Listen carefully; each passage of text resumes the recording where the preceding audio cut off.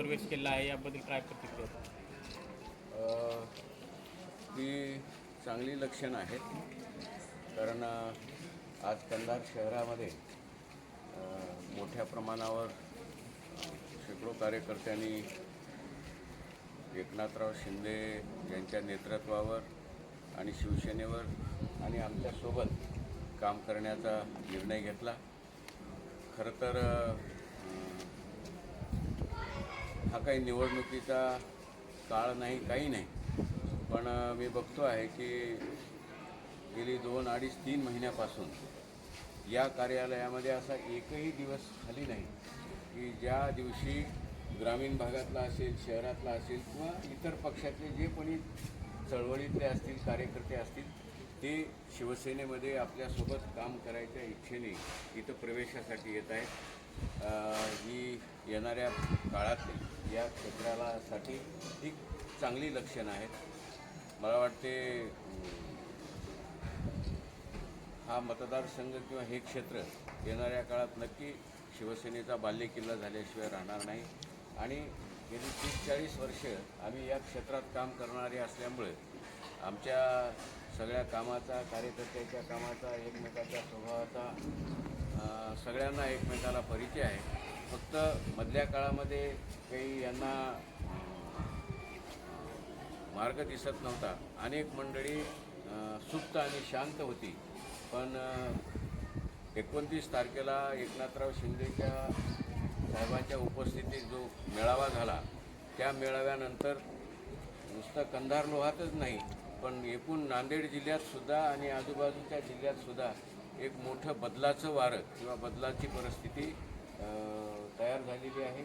आणि मोठ्या प्रमाणावर हा ओघ याही भागात आहे, महाराष्ट्रातही मी बघतो आहे की मोठ्या प्रमाणावर शिवसेनेकडे एकनाथराव शिंदे साहेबांच्या नेतृत्वात ओघ चालू आहे. शिवसेनेची सुनावणी, शिवसेना कोणाची या संदर्भामध्ये न्यायालयामध्ये सुनावणी चालू आहे. शिवसेना कोणाला मिळेल असं मला वाटतं? नाही, तो तांत्रिक भाग आहे. त्याच्यावर आपण चर्चा करायसारखा विषय नाही, कारण तो न्यायालयीन आहे आणि तांत्रिक आहे. आणि चिन्ह अनेक जणांचे बदललेत ना, गाय वासरू, कोणाचे बैलजोडी, पंजे, चरके, घड्याळी, तुताऱ्या, चिन्ह. आता सिटीवर सुद्धा सरकार आलंयच. एकच गोष्ट सत्य आहे या महाराष्ट्रात की एकनाथराव शिंदे येणाऱ्या काळात आणि आत्ता या महाराष्ट्राचे आम जनतेचे ब्रँड आहेत, एवढं मात्र पक्का आहे.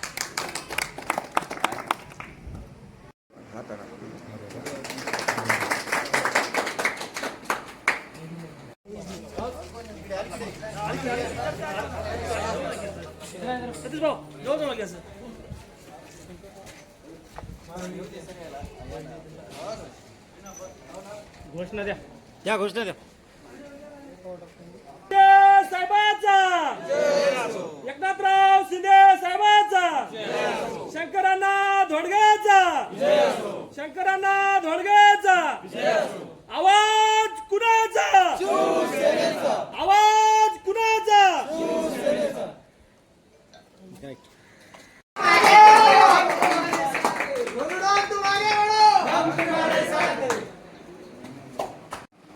आदरणीय शंकरांना धोंडगे यांच्या सोबत राहण्याचा निर्णय आपण सर्वजणांना घेतला, त्याबद्दल मी आपलं मनापासून आभार व्यक्त करतो. आपल्याला सर्वजणाला शंकरांना धोंडगे हे गेली 40 वर्षापासून सर्वजण आपण दुरून जवळून ओळखतात, पण या जिल्ह्यामध्ये सर्व समाजाला सोबत घेऊन चालणारं नेतृत्व म्हणून आज आदरणीय शंकरांना धोंडगे यांची ओळख आहे.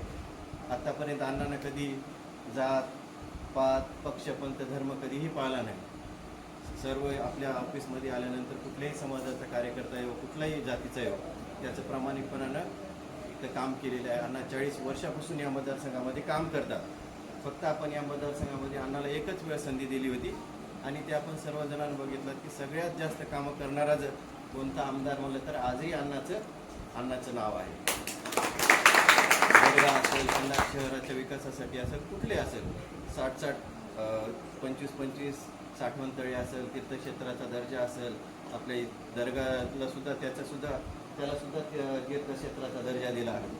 आता नवरंगपुऱ्याची इथं आले. नवरंगपुरा हे नारायण त्याचं तर गाव हे अण्णाला गेली 40 वर्षापासून मला वाटते 80-90% हे मतदार अण्णाच्या पाठीशी, अण्णाच्या विचाराच्या पाठीशी राहिलेलं आहे. म्हणून आपण येणारा काळ या अण्णाचा आहे, शिवसेनेचा आहे, एकनाथराव शिंदे साहेबाचा आहे. आपण सर्वजणांनी पूर्ण ताकदीशी अण्णाच्या पाठीशी राहावं आणि 2029ला कुठल्याही पद्धतीनं आदरणीय अण्णा हे कोण्या पद्धतीनं कशाही पद्धतीनं हे आमदार कसे होतील आपण त्याच्यासाठी ताकद लावावी. येणाऱ्या काळामध्ये तुमचं कुठलंही काम राहू द्या, तुम्हाला कुठलीही अडचण राहू द्या, पोलीस स्टेशन असू द्या, तहसील राहू द्या, पंचायत समिती राहू, तुमच्या कुठल्याही कामाला आम्ही कमी पडणार नाही आणि तुमच्या कुठल्याही केसाला धक्का लागणार नाही याची खात्री अण्णाच्या समोर मी देतो.